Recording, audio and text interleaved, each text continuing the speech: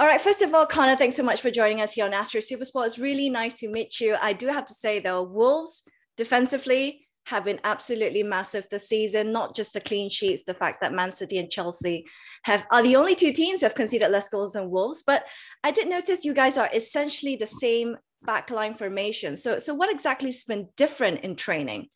I think a lot of it is down to obviously the manager coming in with his staff. We do a lot of work on the training ground in terms of our organisation, our shaping, and how we want to defend and how we want to have the line. So we do a lot of work with the gaffer brought in a coach called Carlos, who we've known from before because he's worked with Middlesbrough and Nottingham Forest and things like that. And he's been brilliant with us. We do a lot of meetings where we go into a lot of attention to detail and we look at obviously the opposition that we're coming up against, but also a lot of clips on ourselves as well to look where we can get better and improve. And we've done a lot of that at the start of the season and we're still doing it now. So I think it's hard to put my finger on exactly what's happened, but the manager coming in with his staff have been massive for us to help us move forward, definitely.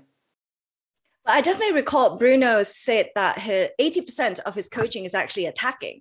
So I don't know how that translated to Wolves being more solid defensively. No, it is. And honestly, the majority of the work in training is we're on the front foot and we're getting after the ball and we're trying to score goals. And we do that every single day in training. But as I mentioned, we do a lot of work with Carlos, literally just as a unit, as a background, as maybe a back three or a back five. And we go off on our own within the training session and do our work there as well. So it's been brilliant in terms of that because you're getting to learn how each other moves, knowing the people next to you and how they want to move and knowing their characteristics and how they want to play. And honestly, I can't speak more highly of obviously the boss and his coaching staff since they come in.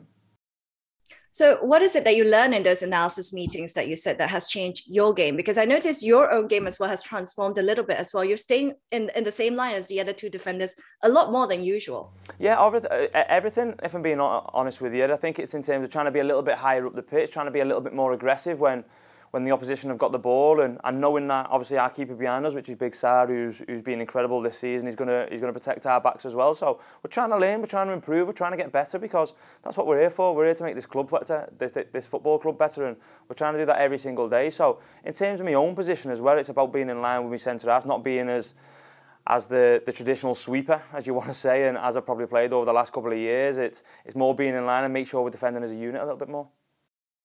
Would you say that you're playing your best football in your career at the moment? Do you know what? A lot of people have said this to me over the last few weeks, and I'll be honest with you, I'm enjoying playing the football, and that's all I can say. I feel like I've had some good years at Wolverhampton Wanderers, and I feel like over the years I've been here, we've done some good things, whether that may be in the Championship when we got promoted, or first year in the Prem getting to the FA Cup semi, and then Europe and the Europa League quarter-finals and different things. I've always enjoyed my football, but I'm really enjoying it now, and I'm enjoying learning, I'm enjoying playing with the players I'm playing, and most importantly, I'm enjoying playing under the manager as well. But like you said, you've been with Wolves for quite a while now. You've definitely seen Wolves as a club transform in terms of the culture and philosophies, coming from a club that's not Premier League regulars to now really establishing yourself as a club in the Premier League. How have you seen the culture transform? It's been incredible. I'll be honest with you. I'm proud to say I've been a part of it. I'm proud to say I've been involved in this football club over the last few years because it's been amazing to see from obviously where we were in the Championship and then getting promoted, but then the club actually taking a step forward and not just wanting to be a number within the Premier League, but actually wanting to be a real part of it for years to come. That's been the goal, and that's been something that we've wanted to do for the last few years now, and luckily we've been able to do it, but there's still a long way of where we want to go and how we want to improve, and we want to keep on doing that. We speak every day as a team, and the manager speaks to us every single day about improving, and we're trying our best all the time to make sure that happens. But it must be a little bit challenging for you, though, and those of you who played for so long under Nuno's, essentially Nuno's players, and then to have that philosophy for so many years and then to adapt to a new manager as well. Was it difficult? I think that's the biggest thing as footballers, if I'm being honest with you. I think you need to learn how to adapt because things change in football so quickly. We see it every single year. Managers come and go, people change within the football club, and there was a big change in the summer. But I think we all felt at the time that the new manager coming in was going to come with a different philosophy, a different way of playing, and we were all open to learning his way of playing. And I think that's the biggest thing I can say about the lads in the changing room, that they adapt in the easiest of ways, and we've tried to do that under the new manager because I think a lot of people are looking at us at the minute and going, "Oh, Wolves are still playing three at the back," but it's a total different way of playing, and the manager's been brilliant with that. So, what's been the difference between Nuno and Bruno in terms of their personality as a coach? Yeah, listen, both fantastic managers. We had some good years, obviously, under Nuno, but the manager now is totally different. We do a lot more meetings. His attention to detail in meetings is second to none. Honestly, it's absolutely fantastic, and it's enjoyable at the same time as well, because you're obviously watching other teams go over things. You're trying to respect other teams and what they do, but then obviously look at the strengths and weaknesses where we can hurt them. And then as soon as you've done your meeting, you go out onto the grass, and the attention to detail is exactly the same. So both really good managers, but at the minute it's something that we're really enjoying under the gaffer. So how are you feeling in terms of European hopes for Wolves? Looking forward to what the second half of the season is going to bring. I feel like the first half of the season has been good. It's been something that we've enjoyed. We're learning every single day, but also something we can build on. And I think that's also a big thing, that knowing as players that you've got something you can build on into the second half of the season. And that's what we're trying to do. That's what we're going to do going into this. Feeling positive then, Europe is a very, very possible chance. Europe? Yeah, Europe. No, I think it's something where we've never ever said we want Europe or we want this. We're trying to improve, and it's something that as long as we're improving, we'll see where we come at the end of the season. Right, so yourself as a captain then, you're in a very multilingual squad. Did you pick up any new languages to communicate with your teammates better, or is it just English? Do you know what? I'm gutted I've not picked up on any other languages, to be honest. I should have had a little go at Portuguese when the lads started coming in 5 or 6 years ago, because I look at myself as being quite lazy. So no, I only speak English. There's the odd little words in Portuguese, but I probably can't say them on camera, to be honest, because probably swear words, if I'm being honest with you. But yeah, I'm just English. I'm sure you know some simple ones like hello or goodbye or how are you and things like that. No, I struggle with it. Honestly, I struggle with it. I know the odd word when the lads are speaking, but I struggle with it big time. Yeah. Right. Okay. So we want to get to know you then, Conor Coady. How would you describe yourself in 3 words? You'd say. Wow, you put that on my toes there. Talkative, helpful, and loud.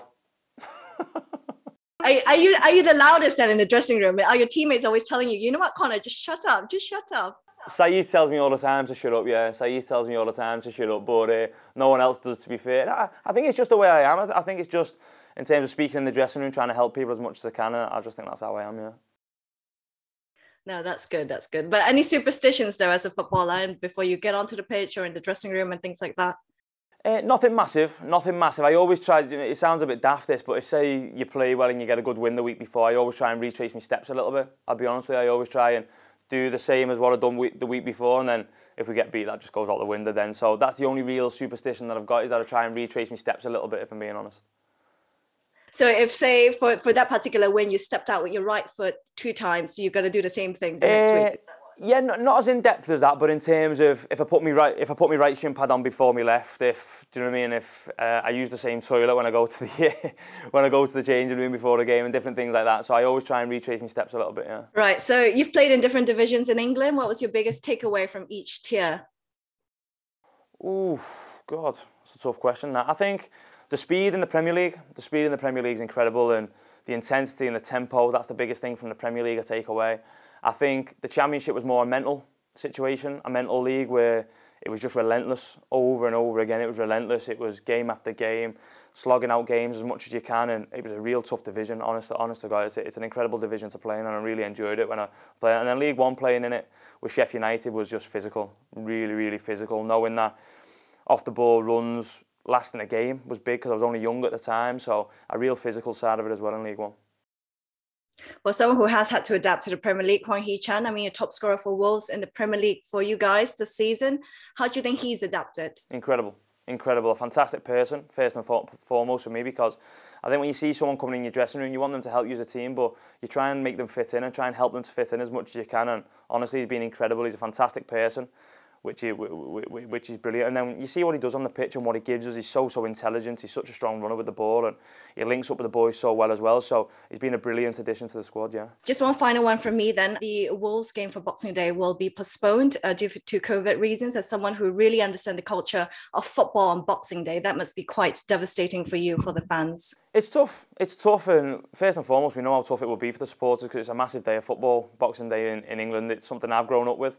I've always grown up with playing on Boxing Day, and it's something we all love doing. And it's a tough situation that we find ourselves in, and we know that we're going to find ourselves in these situations where games are going to be called off because of the whole situation with obviously COVID going on at the minute. So it's up to us to to really use that period, because it's a tough period when you play 2 games in 3 days. So I think it's up to us to try and adapt, to try and use it as a little bit of a breather to make sure we're ready for obviously the Arsenal game coming up on the 28th. All right, brilliant. Thanks, Conor. And I'll speak to you again very soon.